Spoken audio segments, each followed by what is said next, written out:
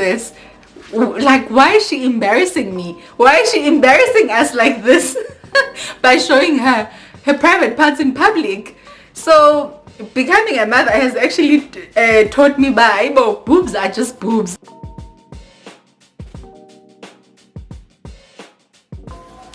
Hi guys, welcome back to my YouTube channel and welcome to my channel if you're new here. Today's video is going to be about things that I've learned from being pregnant and becoming a mother. It's things that I wish I knew before becoming a mother or even being pregnant. So I'm just going to be taking you guys through a couple of things that I've learned.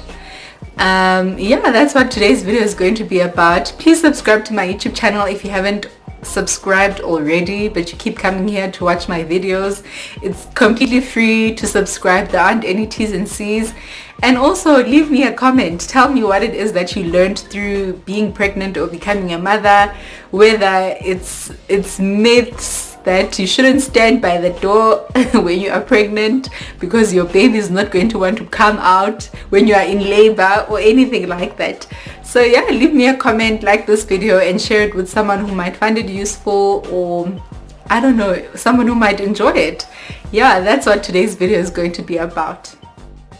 So the first thing that I wish I knew is that I'd be blind. I've got very bad eyesight, which has now become even worse from being pregnant twice, because each pregnancy has negatively affected my eyesight. So I wish I knew that I would be a blind person basically. Well, I'm not blind, but my eyesight is really terrible.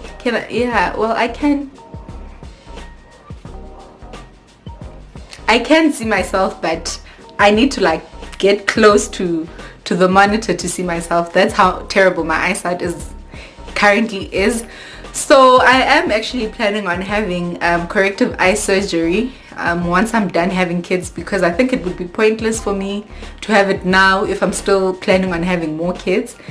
Yeah, so that's the first thing I wish I knew. And I'm going to look on my phone because that's where my notes are. So another thing that I've learned from motherhood is that you need to be really good at multitasking, because right now I'm busy recording this video. I've got my haka pump on my one boob and I've got Tlojo attached to my other boob. So yeah, you need to be, well, even if you aren't good at multitasking, but motherhood is definitely going to teach you how to be good at multitasking. And while I was actually doing my makeup, I wasn't putting her to sleep. She had been sleeping on top of me, so I had her on top of me and I was busy doing my makeup, because motherhood will teach you how to be good at multitasking. I could have her on my boob while eating, while busy with use, but basically motherhood is going to teach you how to be a badass multitasker. So the second thing that I wish I knew is that people are going to give you unsolicited advice. People are going to make comments that are unnecessary, ask questions that are none of their business. Was this baby planned? Is it not too soon after being married to be having a baby? Yeah, comments and questions like that have absolutely nothing to do with them. I think a comment that I got a lot when I was pregnant, actually with both of my pregnancies, was, or question rather, was because I do carry quite small, and then I think my belly grows at like 34, 35, 33 weeks. That's when my belly starts like growing. So throughout the other phases of my pregnancy where my stomach is quite small, I will have people asking me if I'm eating enough. That's another thing, because I don't gain a lot of weight when I'm pregnant. Are you eating enough? Are you sure the baby is growing well? So those type of comments, I wish I knew that people are going to make those type of comments. And there are also crazy people who will ask, are you sure it's not twins in there? Are you sure it's just one baby in there? Why? Why would you ask something like that? Pregnant women already are going through a lot. They are dealing with a lot, the changes that their bodies are going through. They don't need people making comments of that nature. Are you sure it's just one baby in there? You find that I'm already self-conscious over how big my stomach is, and now you come here and ask me something like that. So no, that is not cool. Don't be asking pregnant women such questions. And then also, when now your baby, now when your baby is born, if you choose to formula feed, why aren't you breastfeeding? If you choose to breastfeed, why aren't you supplementing with formula?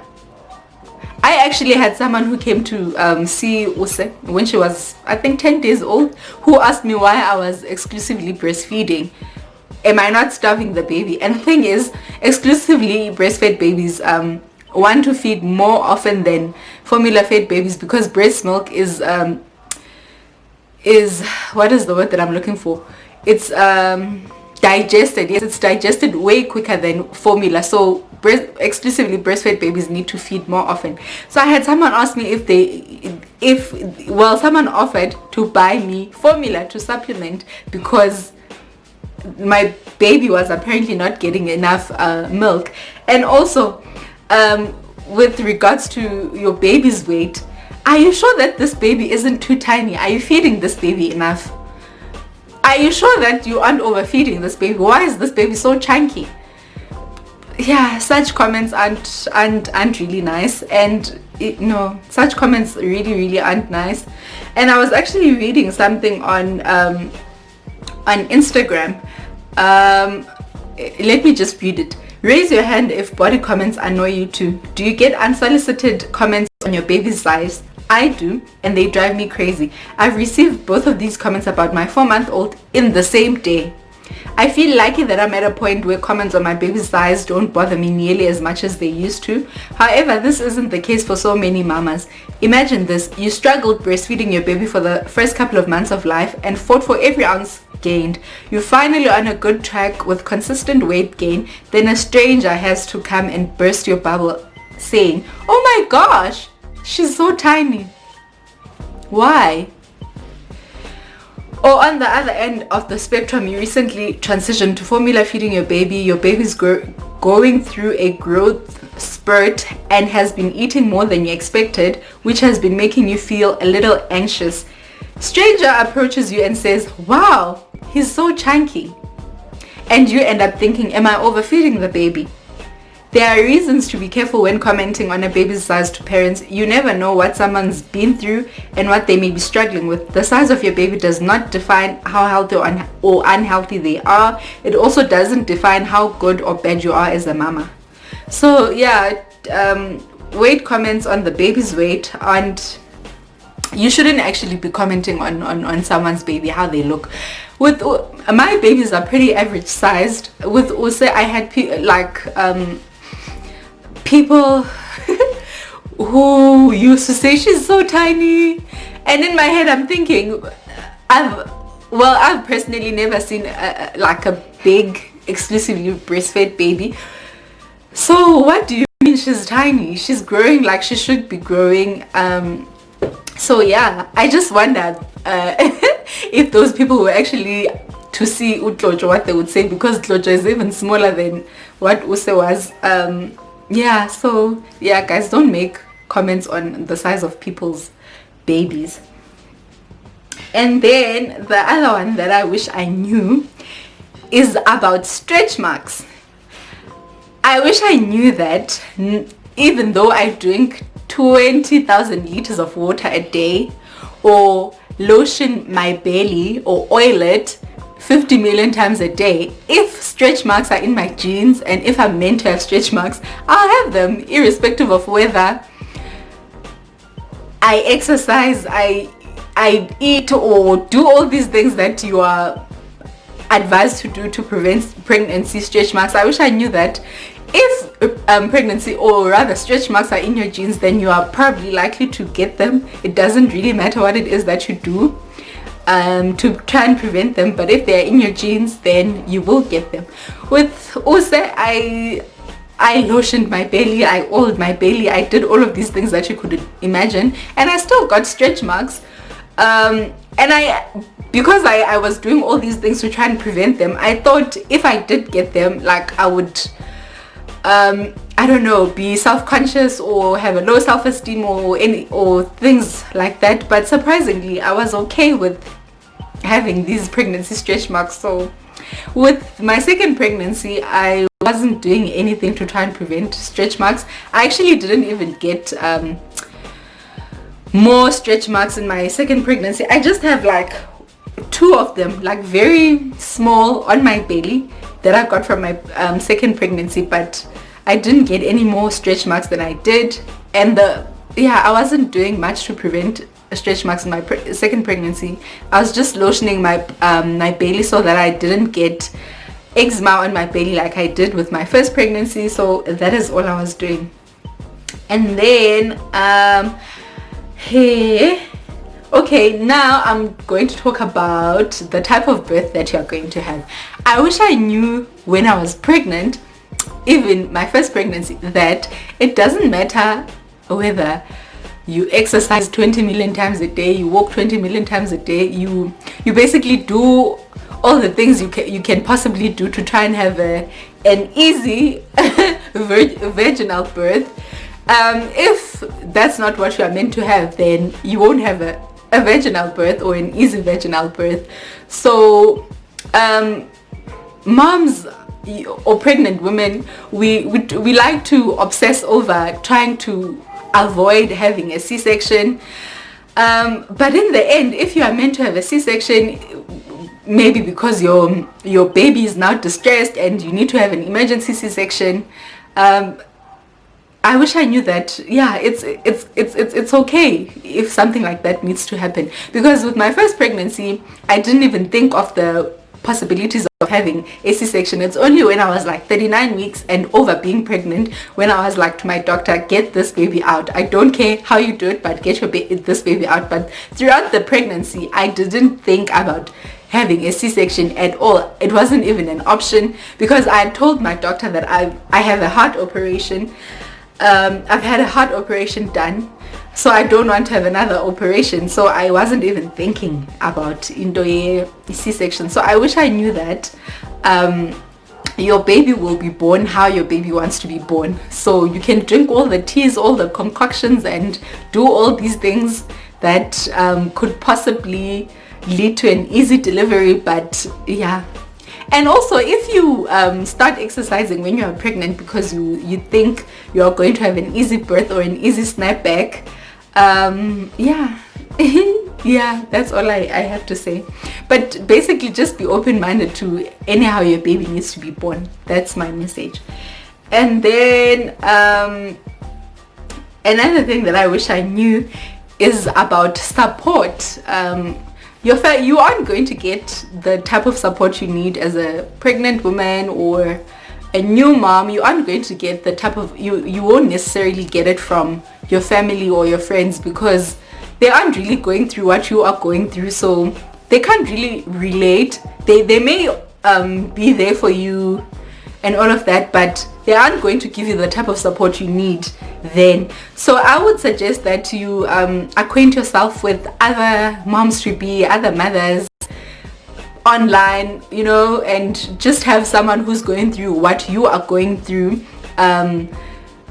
be there for you. So yeah, don't be cutting your friends off or cutting your family off because they didn't give you the support that you thought they would give you when you were pregnant, because they aren't really going through what you are going through. So yeah, unless then they really aren't being there for you. But yeah, basically that's what I want to say. Okay, something else that I wish I knew is that mothers are very, very competitive, and they like to compare and compete a lot.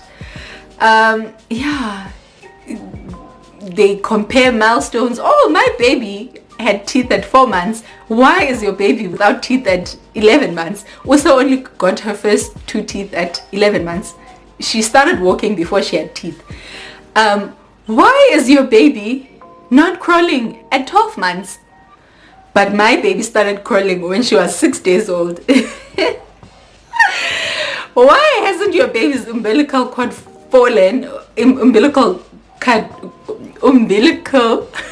cord stump fallen when she's 4 days old, but my babies fell when she was 2 hours old. Yeah, so I wish I knew that moms are very competitive. They like to compare a lot, which isn't good. We should be supporting each other as moms. We should be embracing each other as moms. Oh, why are you letting your child watch so much TV? I don't give my children any gadgets, or I don't let them watch TV. Yeah, I think we need to be more supportive and be respectful to the parenting choices that other people make. Yeah, like watching TV, for example. Usa, guys, has learned quite a lot from watching the things that she watches on YouTube. She has taught herself how to speak English. My husband and I weren't planning on teaching her English. She taught herself how to speak English. And yeah, there's a lot that she learns from watching Dave and Ava, Peppa Pig, even though some parents hate Peppa Pig. I agree that she's rude and a bully and she's narcissistic, but there are some positives to learn from the show as well. So yeah, let's be respectful of the different parenting choices that we make and stop being so judgmental as moms and competitive. And yeah, your child could have met milestones before my child, but so what? So let's stop this behavior, moms. Let's stop it. And then the next one is about layby. I only realized that I could make laybys when Use was about 1 year and 2 months old. That's when I started, or 1 year and 3 months old. That's when I started layby. Some shops do layby. I know that some Woolworths do. And then, okay, all Ackermans Bongo Ackermans by layby. So I wish I had known, so that because what I would do prior to realizing that actually I can put these things in layby is that even if I wasn't planning on buying stuff for Use, I would buy them because I'm like, okay, this is Opela in the shop, and then what? So now that I've realized that I can layby, I can just put them in layby if I hadn't planned to spend that money on those things, and then get them at a later stage when I have budgeted to spend that money on those things. And then another one that motherhood has taught me, another thing that motherhood has taught me is that moms prioritize buying for their children over buying for themselves. And my mother was like this as well, and I wouldn't understand, but this woman is going to complain about her bras being old or whatever and not buy bras, but rather buy for stuff for us rather than buying the bras that she needs. So it's only now that I'm a mom that I've realized, but oh, actually this is what moms do. We prioritize our children's needs over our own needs. So yeah, this is something else that motherhood has taught me. And then hey, I used to be so judgmental over people who don't wear matching underwears. Obviously people who are able to. I used to be so judgmental. I would be so cross at my friend if you but show me kuteni bra yake ngamechi paint. Until I became a mother, a breastfeeding mother, because I can't wear my nice sexy bras while I'm going to breastfeed. So yeah, I think the last time I wore like nice matching underwear was in 2017 when I was pregnant. I even went to buy new underwear, matching underwear. So yeah, I wish I knew that I would be this girl now who is not doing it basically. And then another one that I wish I knew is that boobs are just boobs. I used to get so mad when my mom would like whip her boob out to breastfeed my little sister. My little sister is how old? She's 15. Yeah, I'm 11 years older than my little sister. My mother would just whip her boob out in public, hey, and feed the baby, and I would be so mad. But this woman, why is she doing this? Like, why is she embarrassing me? Why is she embarrassing us like this by showing her private parts in public? So becoming a mother has actually taught me boobs are just boobs, and God gave us boobs to feed our babies, not these other things that are done on boobs. Boobs are meant to feed babies. So when as a man, if you see our boobs and you sexualize our boobs when we are feeding our babies, you are nasty. You are nasty. And then another one, I used to be so judgmental when toddlers would throw tantrums in public. This is before I became a mother, right? I would think, lo mama, she doesn't discipline her children or her kid or a child or whatever. These children are so ill-mannered. These children, yeah, they aren't well disciplined. Until I became a mother and my child, which I think I'm disciplining good enough, throws those tantrums in public. And then I realized, actually it has nothing to do with the mother. These kids will or the parents or the parenting style, whether you are a good parent or a bad parent or whatever, your child will still have those tantrums in public. And I would get embarrassed at first when my child has tantrums in public, but now I'm just like, whatever, don't judge is probably judging me because they are not a parent and they don't know that this is what these kids do, whether you discipline them well at home or not, but that's what they do when they're in the shops. They will cry for everything. So yeah. And then bulk buying. My husband and I like to buy in bulk because we don't like to buy the same thing every month. Every month we are buying toothpaste or buying toilet paper or whatever.